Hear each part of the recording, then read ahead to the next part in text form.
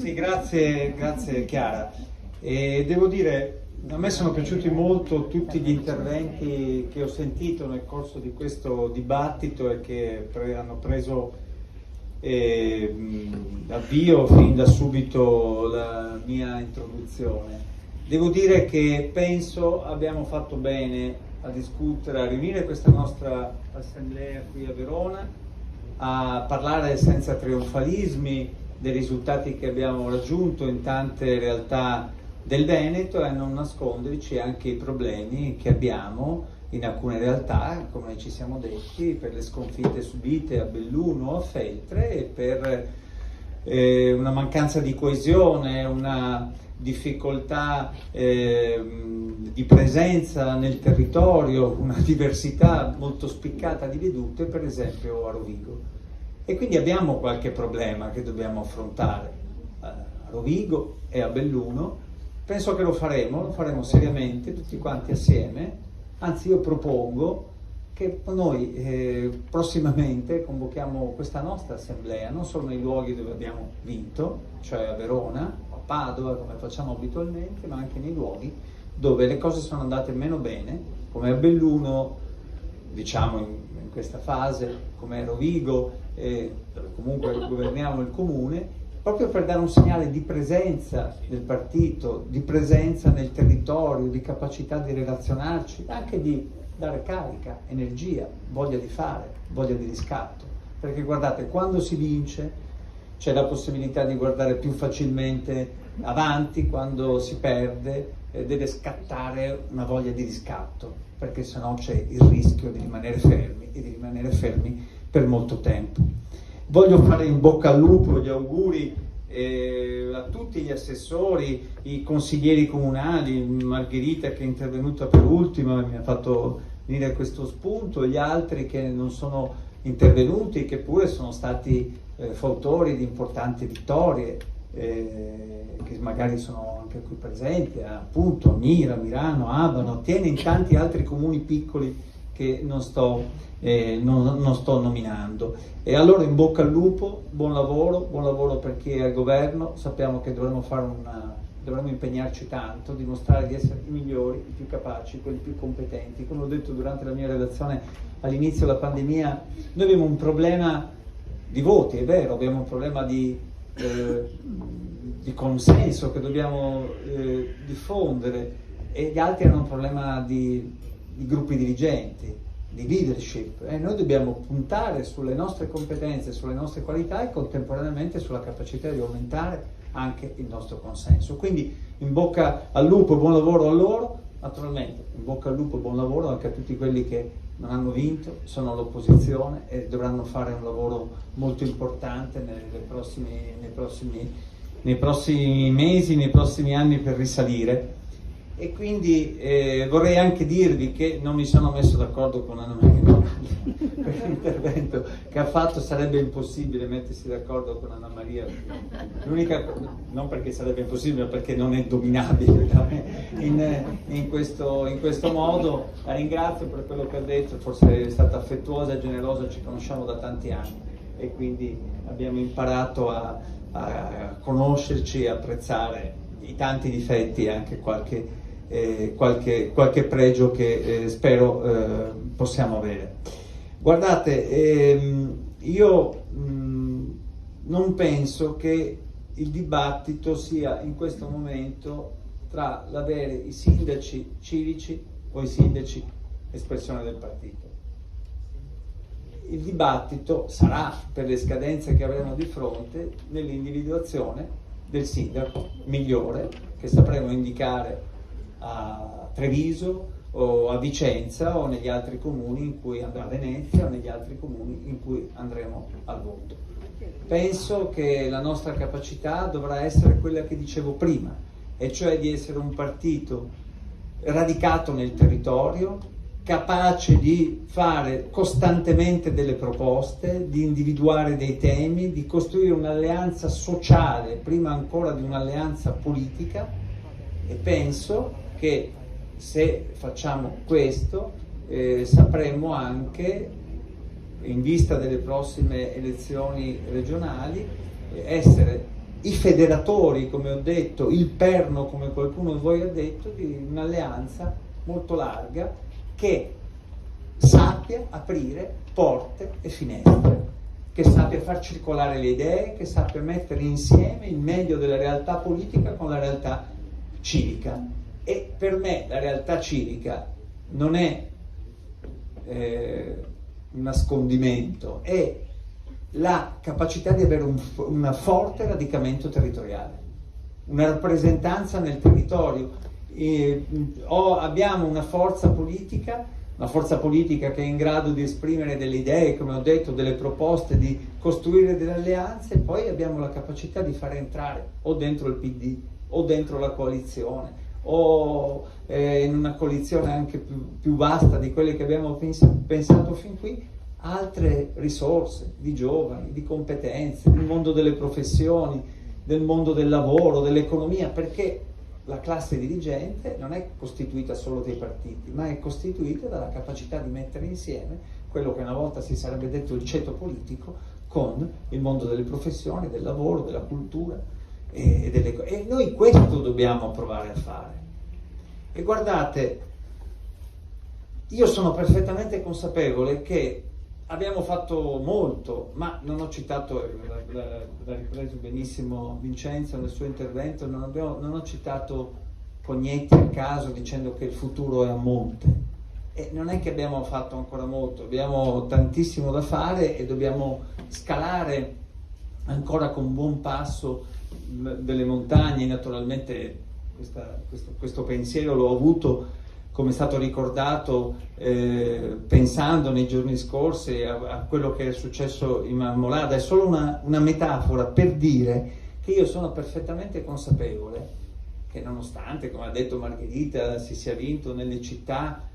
anche nelle periferie, il nostro tema fino in fondo invece rimane nel Veneto, la capacità, l'ha detto Giovanni, l'hanno detto altri, di essere rinati nelle città, ma di ritrovare una rappresentanza nel Veneto più profondo,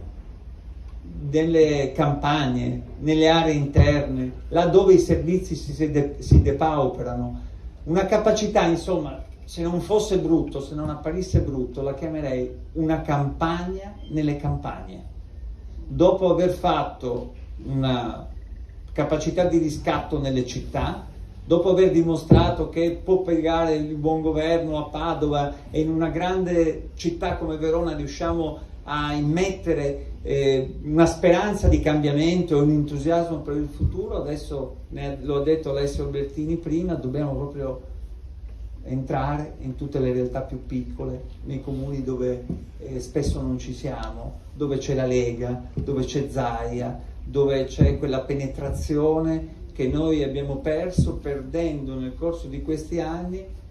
le scuole, la farmacia, le poste, i servizi sanitari, e quindi rendendo più difficile quell'azione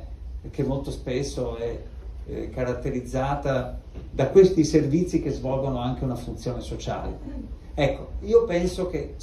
noi non dobbiamo dare nulla di scontato, non dobbiamo dare nulla di scontato né in relazione alle prossime elezioni delle prossime amministrative né in relazione alle prossime elezioni regionali. Io sto dicendo che di fronte a noi si è aperto un futuro che ora non mi è dato sapere, l'ho scritto anche nella newsletter che spero riceviate, ma forse ci consegna delle possibilità in più di quelle che pensavamo fino a poco tempo fa. E allora, rispetto alla regione, lo ha detto Anna Maria prima, penso si tratti di individuare poche questioni. Per questo ringrazio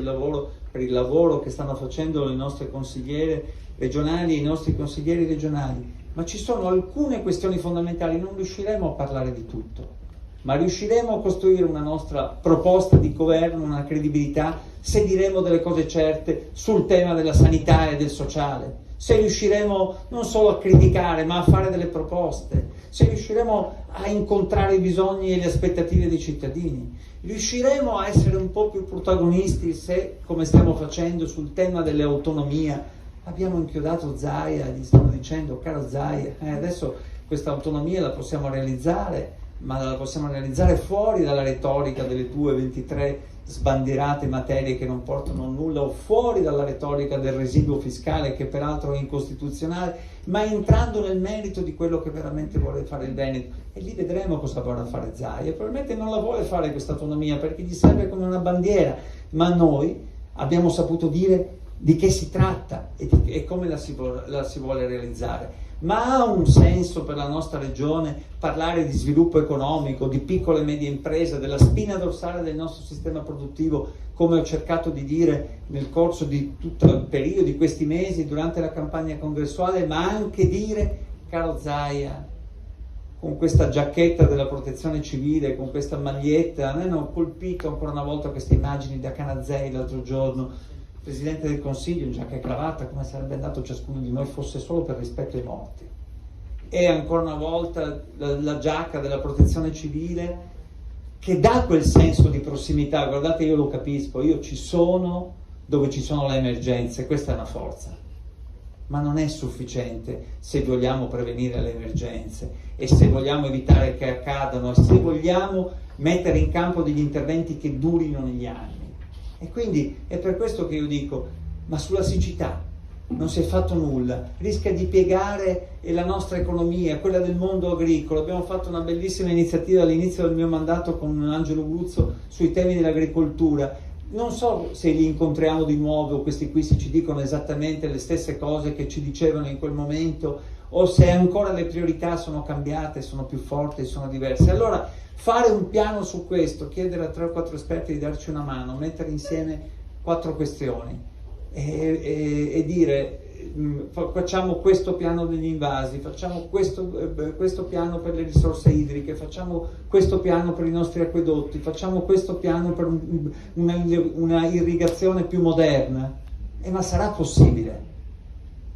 Credo di sì, non è che dobbiamo disegnare il mondo, anche non abbiamo il tempo. Ma sulle questioni del lavoro, si è parlato giustamente, io ho parlato di immigrazione, di diritti, di inclusione, ma gli imprenditori ci chiedono,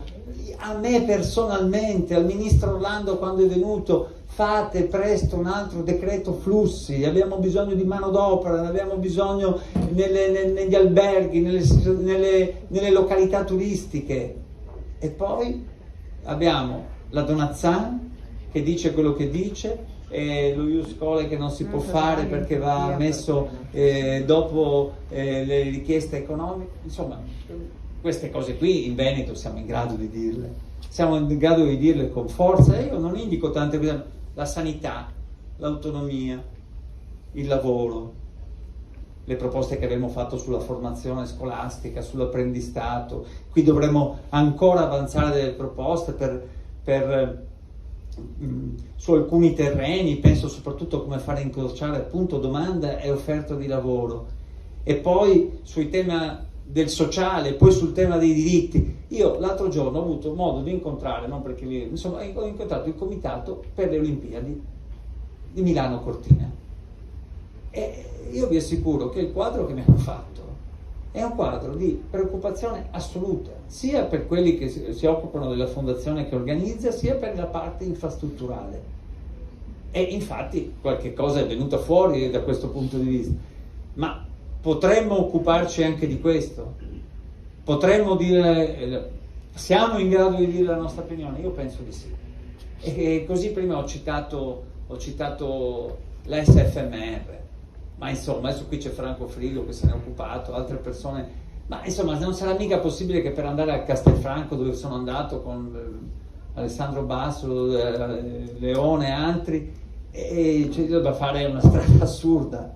Non sarà mica possibile che Schio non sia collegabile a Vicenza, che gran parte del nostro territorio non possa godere di una metropolitana, e si sono spesi centinaia di migliaia di euro, di milioni per la pedemontana, la cui utilità andrà verificata anche in base al fatto che la Regione si è impegnata a pagare risorse nel caso di mancati introiti. Questo non mette in discussione, secondo me, le opere infrastrutturali, ma mette in discussione un punto. Tu, caro Zaia, hai fatto qualche inaugurazione, ma non hai fatto 1 chilometro di alta velocità